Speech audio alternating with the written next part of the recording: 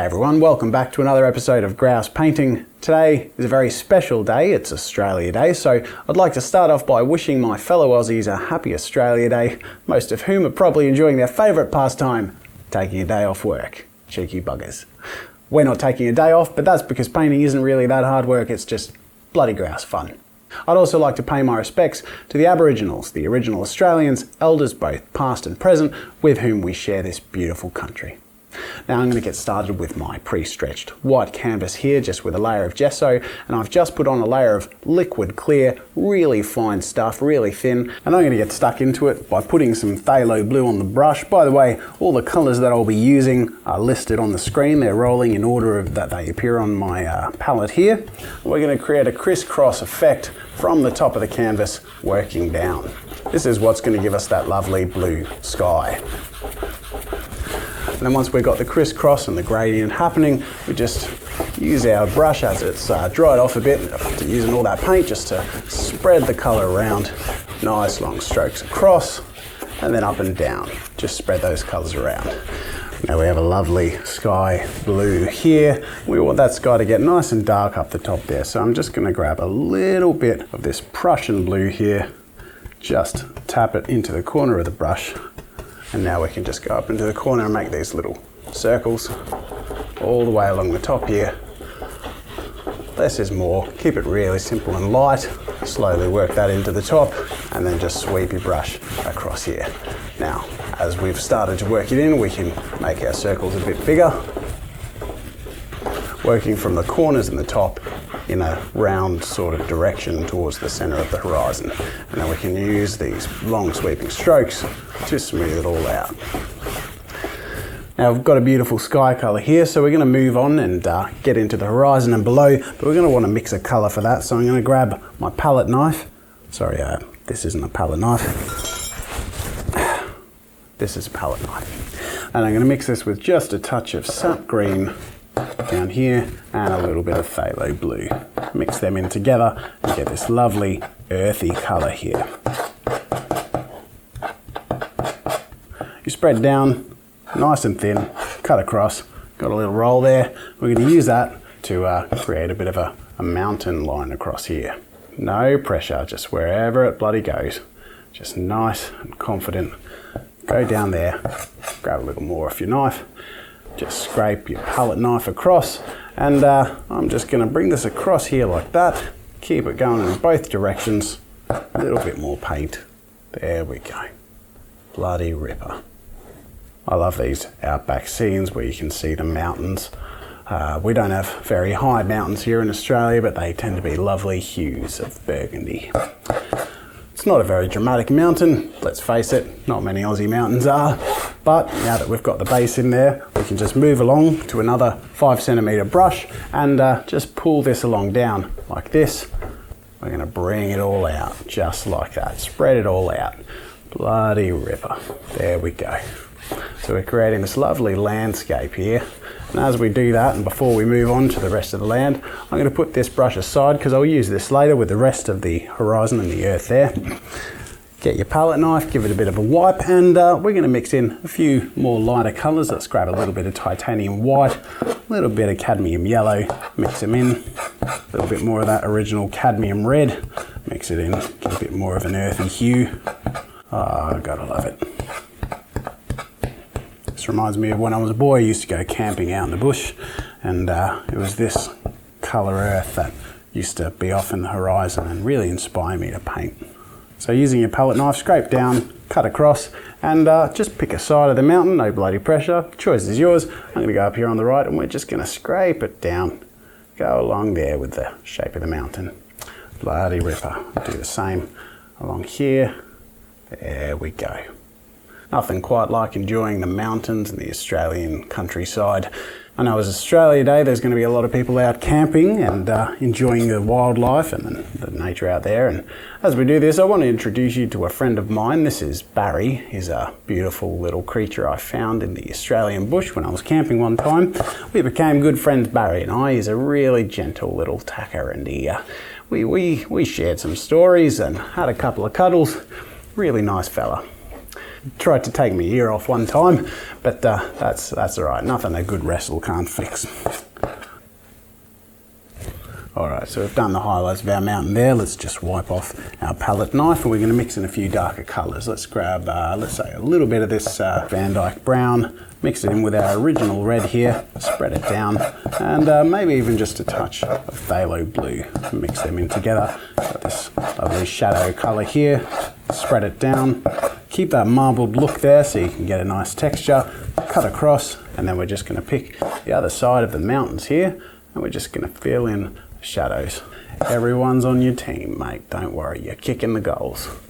Don't bloody worry. Cut into here a little bit, mix it up, just pop a little bit of shadow where you want it to go, and we can create that really nice texture. And grab my original red here and just bring it across like that. There we go. Not a worry in the world. Love it. Now we clean off our palette knife, and this is where we can go back to the brush we used for the reds of mountains. Just spread this all down here just to create a little bit more of an even transition, and then we just brush up towards the mountains just like that. Soften it all. Bloody legend. All right, there we go. So we've got a mountain there. It's really nice. Before we move on to the rest of the earth, I actually want to go back up and pop in a few little clouds. This is where I grab a dry 5cm brush and just bring in a little bit of this titanium white, just tap it into the brush there till we get it in the corner, and we can just create these little circles. And this is where the clouds are going to go. No bloody worries, there we go. So load up that brush, little circles out in the sky, there we go. Look at that. Maybe he has a friend up here, little fluffy cloud, happy little thing. And then we can just lightly spread across like that, up and down, just like that. You bloody ripper. Now we're going to add a few smaller ones, and this brush is a little too big for that, so let's move on to our little fan brush here. We're just going to load up the fan brush just like this, and we're going to do the same thing, create a few little clouds, just small ones, just like this. Little friends to our big ones here. No wazza. There we go. And when we're done with that, we can go back to our original brush and lightly blend with our horizon. Now these are really soft clouds, so we can just gently smooth out all of this just like that. And there we have it. Lovely little horizon. Moving on, we're going to put our brushes down. I'm going to wash my fan brush here. And then we beat the shit out of it. There we go. So now I'm going to move on back to my red brush, and this is where we're going to grab the colours that we have here all mixed up with a bit of extra cadmium red.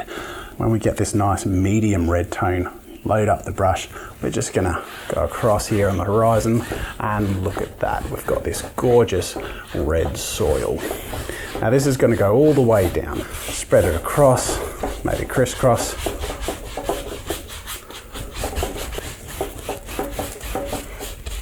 Really smush it in there, as my son says, smush. Don't know where he gets these words. Got an imagination, that kid. Bloody dickhead. Smooth it in there we go. And you can see that blends in with the mountain. We've got this lovely red soil, and we want to create what we call a bit of a gradient, get a bit more of that red in there and a touch of titanium white. Maybe even a touch of this cadmium yellow. Mix it in. And then we get this nice lighter shade of red, a little stronger, that we can pop down here. There we go, look at that. And then we get this really nice perspective effect as we look off into the horizon. Keep it nice long strokes just like this, going off into the distance. Wash our brush, shake it off. And here's where things get interesting. I like to move on to creating some trees and shrubbery and bushes. Now, of course, in the Australian desert, even in a winter scene like this, they're a bit sparse. So let's grab our smaller brush here, and I'm just going to grab a little bit of paint thinner and mix it in with some of my Van Dyke brown here. And I'm just maybe even going to mix in a touch of Prussian blue. Mix it in, work it into the brush, and I'm just going to pick an area, doesn't matter where really, just wherever it goes, and then just work on up, just like that, nice and rough. Don't worry about how neat it looks. In fact, sometimes it can work just to really relax and let your hand do the work, even though you might want to worry about it. Just chill the f out.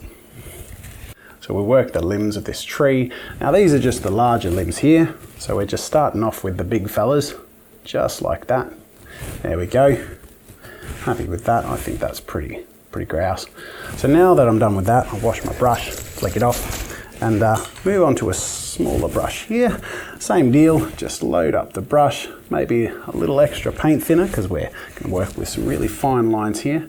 Work it all into the brush just like that. There we go. Lovely. So now we're just going to make all these little twigs and sticks that stick out of the tree. Little friends here that just poke out, reaching out for some sun. Just keep it simple. Keep your brush loaded up. If it ever dries up, just add a touch of paint thinner, mix it back in there, load up the brush and keep on going.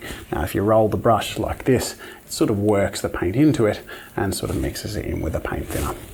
I love old trees like this. They remind me of my grandparents in that they've got lovely texture and character, and they're all dead. It's fun every now and then to add a little broken friend just like this, little limb that folds over just like that. In fact, let's have a bit of fun. Let's go crazy here and just add one down here on the ground. Maybe this one fell over. Give it a little bit of a spike popping out there. There we go. So now we're going to move on to some shrubbery and other bits of nature around the piece. I'm going to move on to my fan brush, and I'm just going to grab a little bit of this sap green, and I'm just going to load it onto the tip of the brush here, just like that, and very lightly just going to give it little flicks along this horizon line where the mountain meets the flat plains of the desert. And when I feel like having a little bit of crazy fun, I can just turn the brush sideways and create some little shrubs that are upright. Now we don't need to do much more than that for now. We will come back to some bushes, but I want to move on to the next part and add a bit of a water hole. Bit of a billabong where people can sit by and enjoy the nature and the crocs, and maybe cook up a billy and have a cup of tea. I'm just going to grab a small brush here. We're going to grab a little bit of our titanium white and mix it in with our sap green and just a little bit of phthalo green. Grab a bit of the Van Dyke brown and mix that in there, and we get this lovely khaki colour. Bloody brilliant, look at that. It's gorgeous. So mix that all in there, and now we can just load that up on the brush. And just from the left here, I'm going to bring in the water hole just across like this. Now with that mixed in there, I'm going to do a couple more things. Let's move back to our palette knife for a second. Let's wash our little brush like that. So now I'm going to go back to my fan brush and grab our nature colour here, the colour we use for our bushes, add a little bit of paint thinner just so we can get it nice and loaded up on the brush and ready to pop straight down. Now I'm going to go along the side of the billabong here. We can just tap down and create this little edging on the water. And just like before, every now and then we'll create a few little bushes poking up like this. Cheeky little bastards just popping up their heads. Now keep it really casual, just like that, and then in between the horizon we can just gently tap and add a little bit of this texture to help create that illusion to all these bushes out in the bush. I guess that's why they call it the bush. It's full of bushes. Am I right? Probably. As before, every now and then let's just have a bit of fun. Pop down a little weed, just like that. Gorgeous. I'm going to mix in a little bit more of the sap green, mix it all in on the brush and do the same. This time the colour's a bit lighter. In fact, let's load a little bit more of this cadmium yellow on the brush. There we go. Now we've got some lovely contrast. Now while I've got this yellow loaded on my brush, I'm just going to tap a few times on the other side, just like this, and then a few times out in these little bushes. Just give them some little bush flowers, just like that. Now I'm going to go back to my palette knife, and this is where I get my titanium white, grab a little roll of it, and we're just going to cut across just like this. We get this really nice water texture.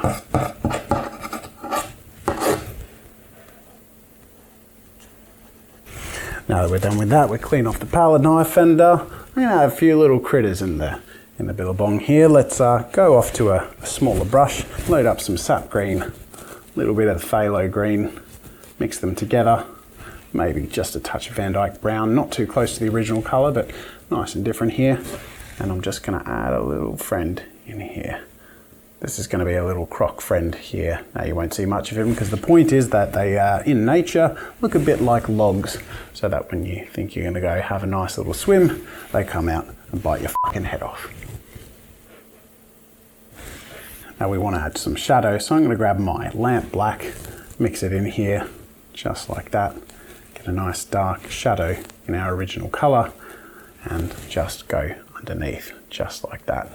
There we go. I'm going to do the same over here. Let's add a few croc friends. Crocodiles are such beautiful Australian creatures. They're really a testament to the majesty of nature, and they're really tasty too. So if you ever get a chance, try out a croc burger. I highly recommend it. So I'm going to wash this brush, shake it off, beat the fuck out of it, put the brush down, and now we're going to move on to the foreground here, but I think I might add an outback dunny.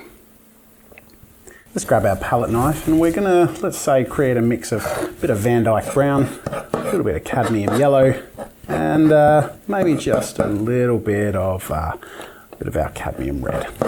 Mix these all in together just like that. And we want to keep that texture, so just cut across, and we're going to create a roof along here like this. This is going to appear above the horizon, but because it'll be closer to us, doesn't really matter. And we just bring this down, all the way down. Now you'll find you scrape paint off as you go. That's fine, that's just the way it works. Don't worry about it. So we're just going to scrape all the way down here, all the way down. Just keep going until we hit about, let's make this the bottom here. There we go.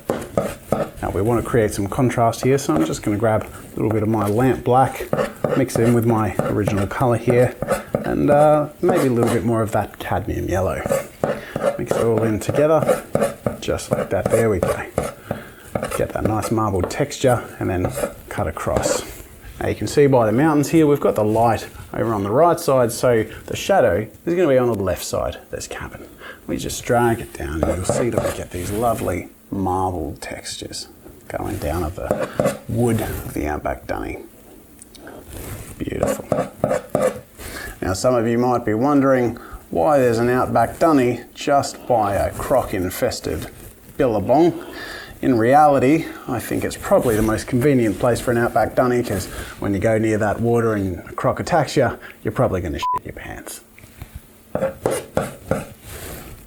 Now, outback dunnies are nice thin buildings, so we don't need to worry too much about building much of a structure outside of this tall block of a building, just like that. We're going to add a few details, so let's grab our lamp black just alone, just by itself, and create a little bit of an opening for where the top of the roof doesn't fully cover where the door is, because we need to see that there's a door there. There we go. And we do the same with the bottom. Cut across and grab our lamp black, and there we have our swinging door of our outback dunny. Now a little insignia for some reason that these dunnies have is a little moon shape on the top of the door here, so I'm just going to grab my black, and this acts as a bit of a crescent moon when I scrape around like this. Maybe they have the crescent moon on there because when people sit down to take a dump, it's sort of mooning the toilet a bit, isn't it? So there you go. There you go. Okay. Now we're going to add a couple of highlights. This is pretty simple. A little bit of titanium white, a little bit of cadmium yellow. Mix it in with our colours here. We just get this nice light colour. We cut across and just add a little bit of highlight on the tops up here. There we go. There we have the tin roof of the outback dunny. We can do the same here, just tap in the middle of the wood area, create a little bit of texture. Now that to me looks like a bloody beautiful outback dunny and a throne fit for kings.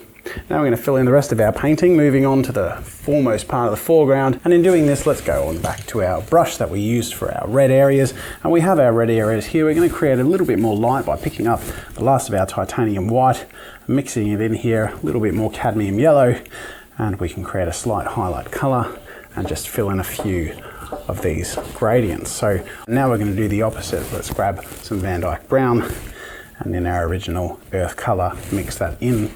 And we're on the other side of these lighter areas, just going to fill in a bit of shadow. This is going to spread out. We can also, while we've got this, just add some shadow to the bottom of our outback dunny, just like this. There we go. Beautiful. So finally spread this all along there. And next what I want to do is dry off our brush, but we don't want to wet it, so we're not going to wash it because we're going to come back to this later. And I'm going to move on to a smaller brush and add a few details. So here we have my smaller brush. Fill up the brush with that same shadow colour, like that, crisscross it, work it into the brush. And we're going to go in here and we're going to add these little lines just like this. Now, it's not going to look like much at first, but the way this is all going to come together really helps show the wind-swept plains of the Australian desert. Sort of slightly creating a perspective, opening up as we face towards the desert, like this. There we go. And as we have the lines come facing towards us, they spread out a bit, just like that. So giving us this real sense of depth in our painting. Now before we blend this all in, I'm going to take some really light red, just the original cadmium red as it is, nothing else mixed in, and load up the brush with that. And with that nicely loaded up on the brush, I'm just going to tap in a few highlights in parts of the sand here, and you can see this creates a really nice tonality and a little bit of variation and interest in this gorgeous Aussie landscape that we're creating. Just fill in these little gaps in between the shadow and the original colour. It's always nice to save some of these little highlights for the foreground to really help create that sense of depth. Now, as I mentioned, we're going to go back to our original brush here, nice and dry, and we're just going to gently blend in from our mid area here all towards the foreground, and going in the direction of these lines, we're just going to very gently, and now I'm going to emphasize that for you, very gently bring this all in here. Just very lightly create that blending. Now this should be very subtle, and as we get to the horizon, I'm going to dry off my brush even more and very lightly sweep that. There we go. It's just the lightest touch. It's just like the wind sweeping across the sand. I love it.